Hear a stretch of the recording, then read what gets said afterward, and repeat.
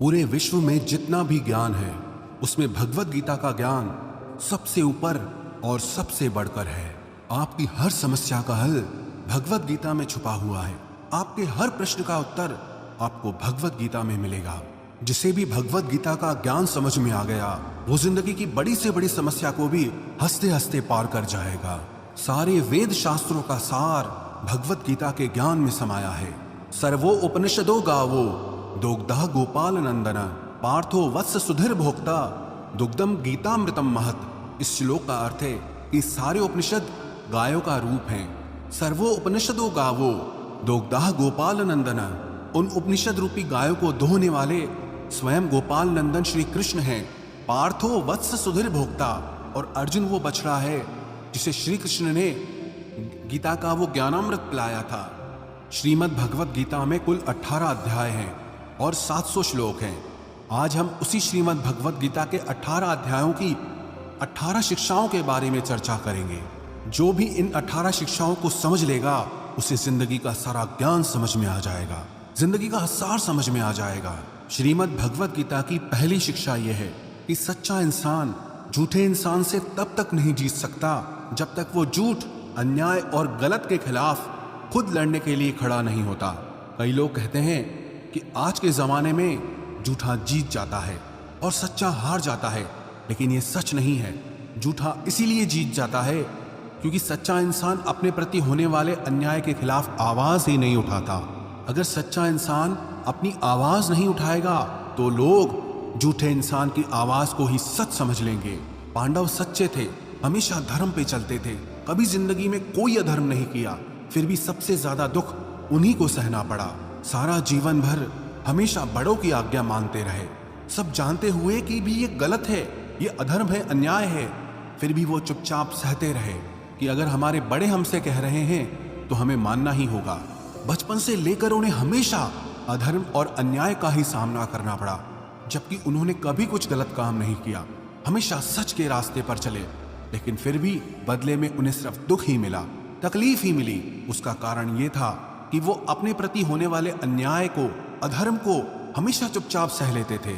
लेकिन सहते सहते सहते एक दिन जिंदगी में ऐसा आया कि उन्हें उस अधर्म के खिलाफ आखिर में खुद खड़ा होना ही पड़ा, उस अन्याय के खिलाफ लड़ना ही पड़ा, हथियार उठाने ही पड़े। अगर वो उस अन्याय के खिलाफ, अधर्म के खिलाफ लड़ते नहीं तो शायद उन्हें कभी न्याय मिलता ही नहीं। दुर्योधन दुनिया को ये बता देता कि पांडव ही अधर्मी थे और वही सच्चा धर्मात्मा है।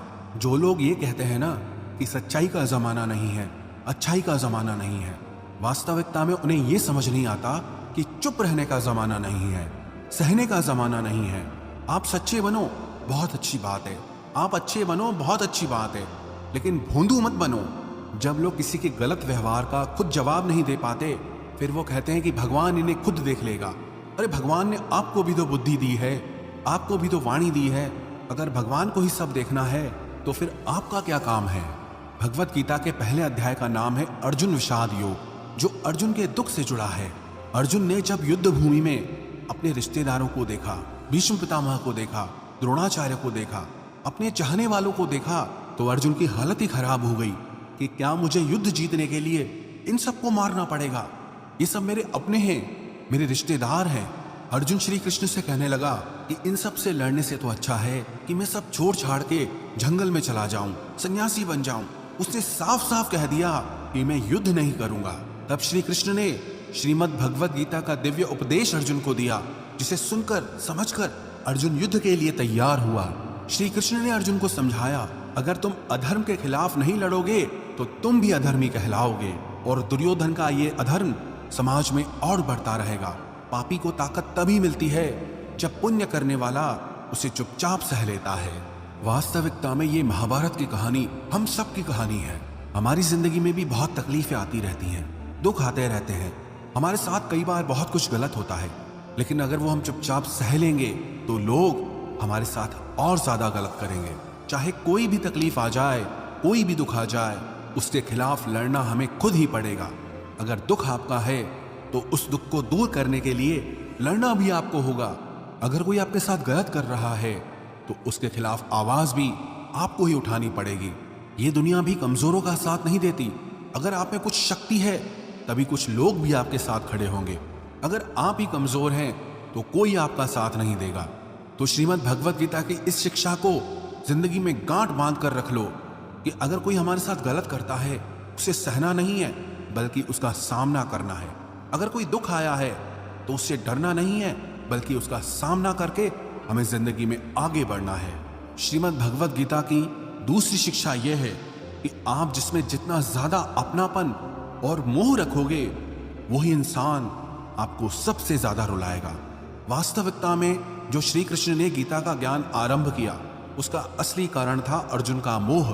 अर्जुन जैसा वीर और बहादुर योद्धा अपने मोह के कारण कमजोर पड़ गया था, अपने आप से ही हारने लगा। पांडवों ने जिंदगी भर दुख ही दुख सहा।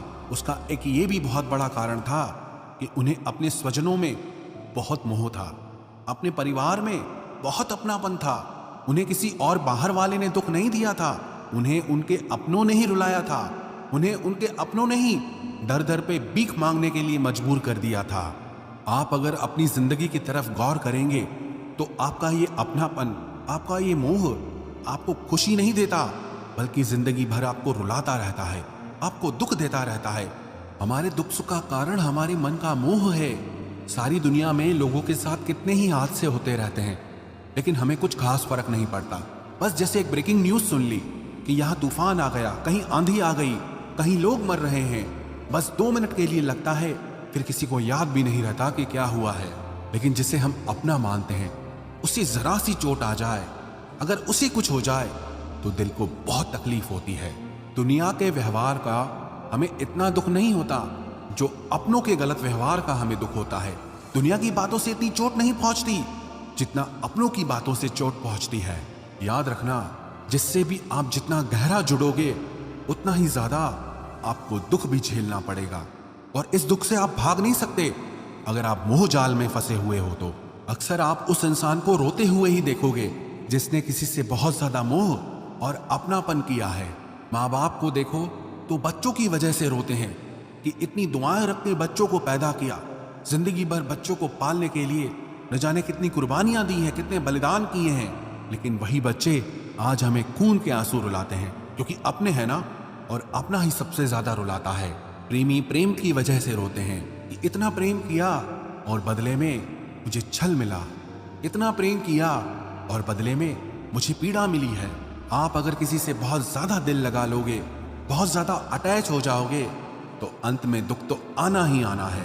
सच तो यह है कि आप जिसे अपनी जिंदगी में सबसे ज्यादा स्पेशल बना देते हो, सबसे तेज थप्पड़ आपको वहीं से पड़ता है। कई लोग कहते हैं कि मुझे ऐसे इंसान ने धोखा दिया जिससे मुझे ऐसी कोई उम्मीद ही नहीं थी। अब धोखा क्यों मिलता है? क्योंकि आप किसी इंसान को अपनी जिंदगी में वो जगह दे देते हैं जिसके वो लायक ही नहीं होता। आप किसी पर इतना ज्यादा भरोसा कर लेते हैं जिसके वो लायक ही नहीं होता। तो ये गलती सिर्फ उसकी नहीं, आपकी भी है कि आपको किसी से इस कदर जुड़ना ही नहीं चाहिए कि आपको आगे चलकर दर्द सहना पड़े, तकलीफ सहनी पड़े। इसलिए संसार में किसी में भी सुख की वजह मत ढूंढो। अगर किसी को अपने सुख का कारण बनाओगे तो वो आपको दुख जरूर देगा। श्रीमद् भगवत गीता की तीसरी शिक्षा यह है कि जिंदगी में कभी भी इतना नहीं सहना चाहिए कि सामने वाला आपको कमजोर समझ ले और आपकी कमजोरी का फायदा उठाकर आपको बार बार चोट पहुंचाता रहे।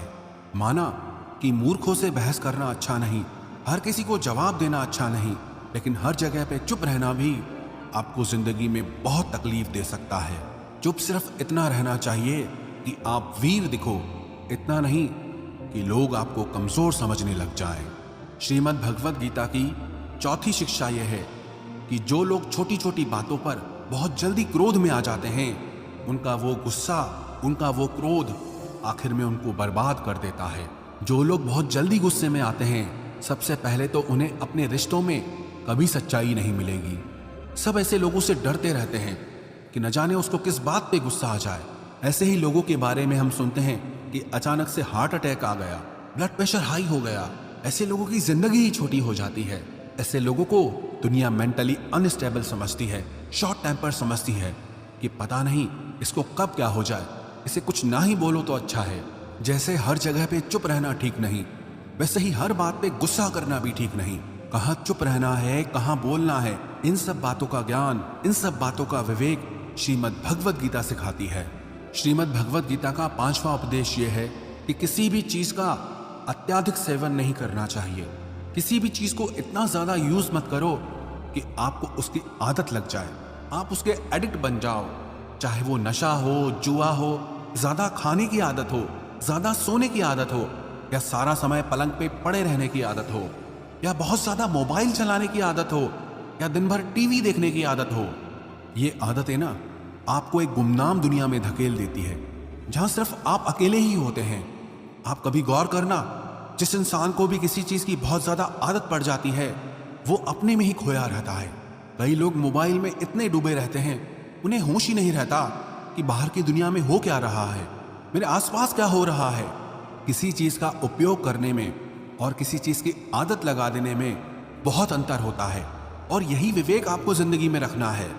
मोबाइल फोन का आविष्कार इसलिए हुआ था कि आपका समय बच सके, लेकिन अगर आप अपना सारा समय ही मोबाइल में लगा दोगे तो जिंदगी के जरूरी काम आप कब करोगे।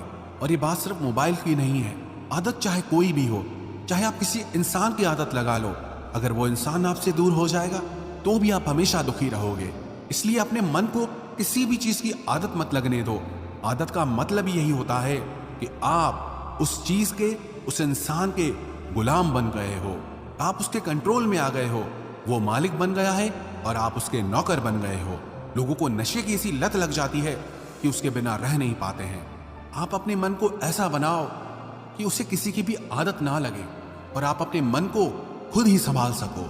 श्रीमद् भगवद गीता की 6ठी शिक्षा यह है कि जिंदगी में जब भी कोई मुश्किल आए या कोई आपका साथ ना दे, आप अकेले पड़ जाओ, तो ऐसे मुश्किल वक्त में ईश्वर से प्रार्थना जरूर करनी चाहिए। श्री कृष्ण ने अर्जुन से कहा, तेषाम अभियुक्ता नाम योगक्षेमम वहाम्यहम्। जो इंसान मुझ पे डिपेंड हो जाता है उसकी हर जरूरत मैं पूरी करता हूँ, उसकी हर तकलीफ को दूर करने में मैं उसकी मदद करता हूँ। कई लोगों को ये सब बातें बेबुनियाद लगती है, इनका कोई अर्थ उन्हें समझ नहीं आता, और जो लोग मुश्किल वक्त में प्रार्थना करते हैं उन्हें इसका मतलब पता होता है। जिन लोगों ने अपनी तकलीफ के समय में एक चमत्कारी सहायता प्राप्त की है उन्हें पता होता है कि जब हम मुश्किल में होते हैं तो ईश्वर से की गई प्रार्थना हमारा कितना साथ देती है। लेकिन सच्चे दिल से अगर आप प्रार्थना करोगे तो वो ईश्वर आपका साथ जरूर देगा। कई लोग कहते हैं कि हम प्रार्थना में जो मांगते हैं वो हमें मिलता ही नहीं है। आप प्रार्थना कर रहे हो या भीख मांग रहे हो, प्रार्थना का मतलब होता है कि हे ईश्वर मुझे शक्ति दो ताकि मैं अपने दुखों से लड़ पाऊं, उनसे बाहर निकल पाऊं, जिंदगी की मुश्किलों को पार करके आगे बढ़ सकूं। प्रार्थना का सीधा सा मतलब यही है, आपको आपके दुखों से पार निकलने का मार्ग दिखाते हैं, दुखों से पार निकलने की शक्ति देते हैं, और कई बार तो न जाने किस रूप में आकर के आपकी सहायता भी कर देते हैं। कई लोग तो हैरान रह जाते हैं कि जब हम तकलीफ में थे न जाने कौन इंसान आया और आकर के हमारी मदद करके चला गया। जहां हमारे अपनों ने भी हमसे मुंह फेर लिया था, कोई अजनबी आकर के हमारी मदद करके चला गया। ये सब आपकी प्रार्थनाओं का फल होता है कि जब आप तकलीफ में होते हैं तो वो ईश्वर आप तक वो सहायता किसी न किसी तरह से पहुंचा ही देते हैं। इसलिए जिंदगी में जब भी कोई मुश्किल वक्त आए उस समय पे ईश्वर को प्रार्थना जरूर करनी चाहिए। श्रीमद् भगवत गीता की 7वीं शिक्षा वो बहुत प्रसिद्ध है, जिसे सब लोग कहते सुनते रहते हैं, लेकिन उसका अर्थ किसी को समझ नहीं आता कि कर्म करो और फल की चिंता मत करो। इसका मतलब ये नहीं है कि जो मन में आए करते जाओ और कहो कि जो होगा देखा जाएगा, अभी तो मजे कर लो। गीता में ही तो लिखा है कि कर्म करो और फल की चिंता मत करो। फिर चाहे किसी के साथ गलत कर दो, चाहे चोरी कर दो, चाहे कोई पाप कर दो। लेकिन इस शिक्षा का ये मतलब नहीं है, और ना ही शिक्षा का ये मतलब है कि आप किसी काम को लगातार करते रहो, चाहे उसका कुछ रिजल्ट निकले या ना निकले। क्योंकि गीता में ही तो लिखा है कि कर्म करते रहो, फल की चिंता मत करो। किसी बात को सुनना और उसे समझना दोनों बहुत अलग बातें होती हैं। कर्म करो और फल की चिंता मत करो, इसका अर्थ यह है कि अगर आप किसी के लिए कुछ करते हैं तो बदले में उससे कोई उम्मीद मत रखो। क्योंकि जब आप किसी से उम्मीद लगा लेते हैं कि मैंने इसके लिए इतना किया है तो ये भी मेरे लिए करेगा या मेरे मुश्किल वक्त में काम आएगा, लेकिन आपकी मुश्किल वक्त में वो इंसान आपकी उम्मीद तोड़ देता है। ये दुनिया बहुत अजीब है। आप किसी के लिए कुछ भी कर लो, लेकिन आजकल के लोग किसी के एहसान को बहुत जल्दी भूल जाते हैं। वास्तविकता में आप जैसा लोगों को समझते हो लोग वैसे होते नहीं हैं। आप अगर किसी की मदद करते हो या उसका साथ देते हो तो आजकल के ज़माने में किसी से भी ये उम्मीद मत रखना कि वो भी आपका साथ देगा। इसीलिए गीता में ये उपदेश दिया गया है कि कर्मण्येवाधिकारस्ते मा फलेषु कदाचन, कि आपका अधिकार सिर्फ कर्म करने का है, उसके फल पे आपका अधिकार नहीं। जो आपने किया उसका बदले में क्या रिजल्ट आएगा आप उसे कंट्रोल नहीं कर सकते। इसका यही मतलब है, जब आप किसी काम को करते हो और इंतजार करने लग जाते हो कि मैंने इतना किया, अभी तक कोई रिजल्ट ही नहीं आ रहा है, लेकिन बदले में कुछ हो ही नहीं रहा है, तो अगर आप कुछ अच्छे कर्म करते हो तो चिंता मत करो कि अभी तक हुआ क्यों नहीं है, कब मेरे दिन बदलेंगे, कब मेरी जिंदगी बदलेगी। अगर इस चिंता में आप डूब जाओगे तो आपके कर्म का कोई अर्थ ही नहीं रह जाता है। लेकिन अगर आप अच्छे कर्म करते रहोगे तो उसका अच्छा फल आपको एक दिन जरूर मिलेगा। और कोई अगर बुरा कर्म करता है तो उसका फल भी आज नहीं तो कल उसे जरूर मिलेगा। श्रीमद् भगवत गीता का 8वां उपदेश यह है कि नेगेटिव लोगों की बातों पे कभी रिस्पॉन्ड नहीं करना चाहिए। जो लोग हमेशा नेगेटिव ही बोलते हैं, नेगेटिव ही सोचते हैं, ऐसे लोगों के साथ कभी बहस नहीं करनी चाहिए।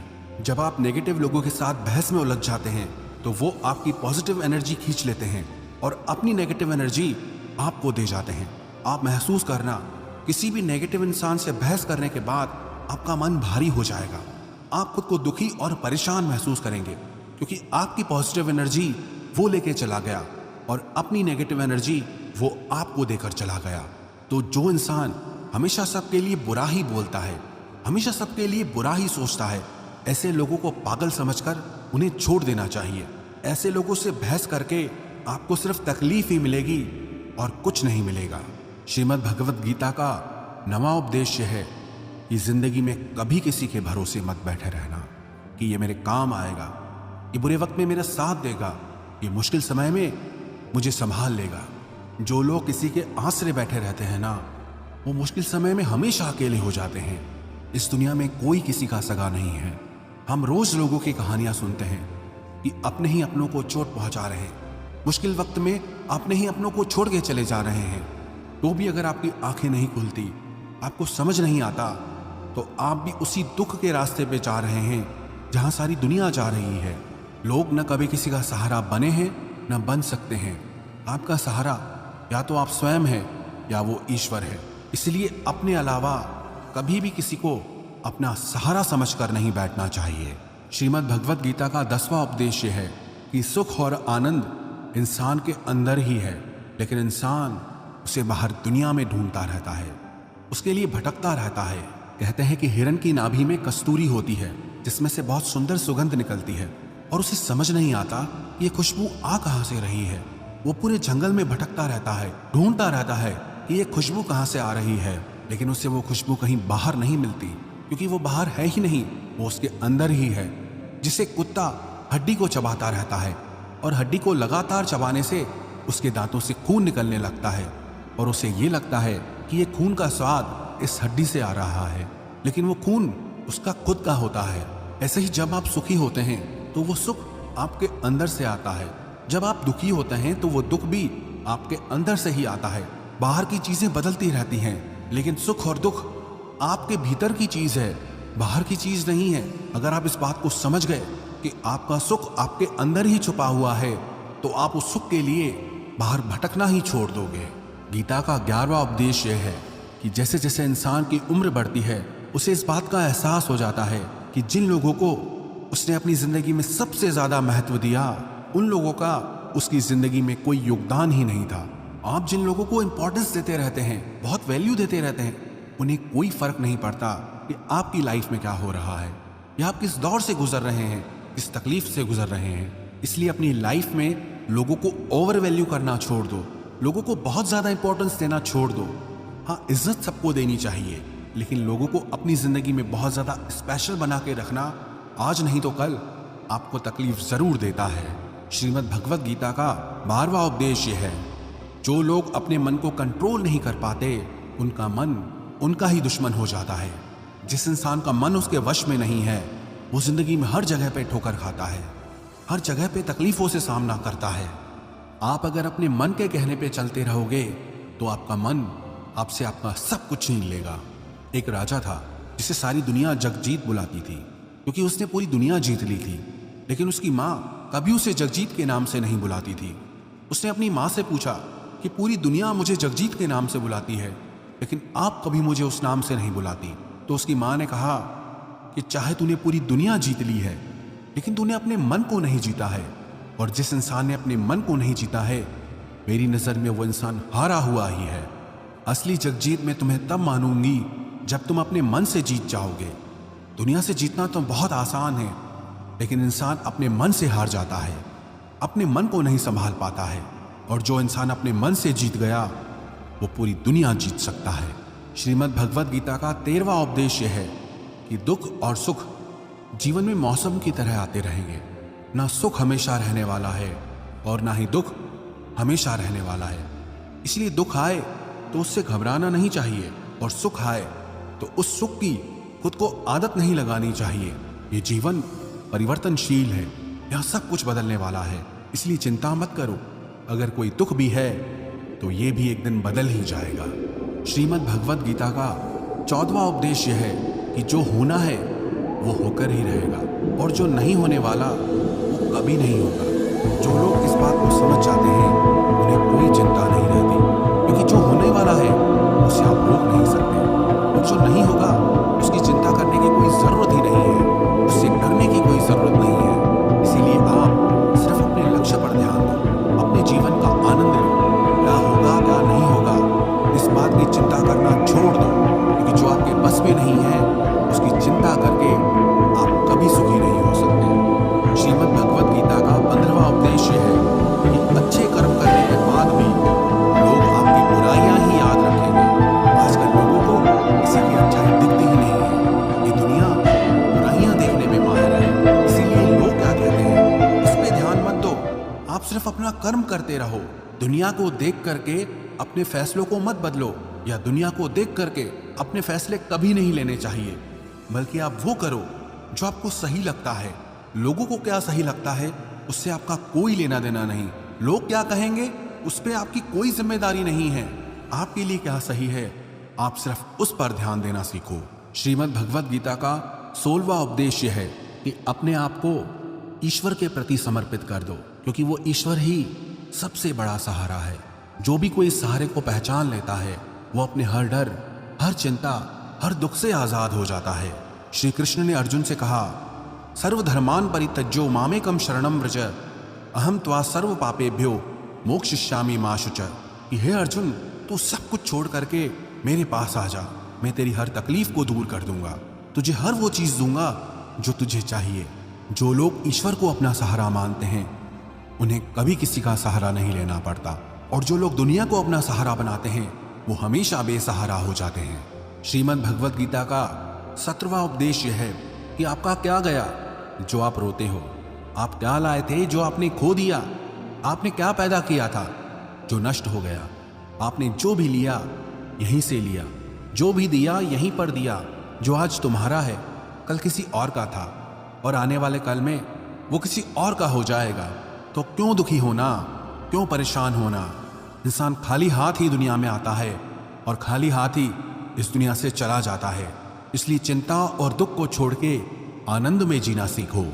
श्रीमद् भगवद गीता का 18वां उपदेश यह है कि यो यथा माम प्रपद्यन्ते तांस तथैव भजाम्यहम्। श्री कृष्ण कहते हैं कि जो लोग मुझे मानते हैं उनके लिए मैं वास्तविक हूँ, और जो लोग मुझे नहीं मानते उनको कभी मेरी शक्ति का एहसास नहीं होता। जो मुझे जैसे याद करता है मैं भी उसका वैसे ही साथ देता हूँ। कोई मुझसे प्रेम करता है तो मैं भी उससे प्रेम करता हूँ। कोई अगर सबको छोड़ के मुझे सहारा बनाता है तो मैं भी उसको कभी किसी का मोहताज नहीं होने देता। श्रीमद् भगवद गीता की इन 18 शिक्षाओं को जो भी इंसान समझ जाएगा उसकी पूरी जिंदगी बदल जाएगी। ये 18 शिक्षाएं आपको जिंदगी के हर मोड़ पे काम आएंगी।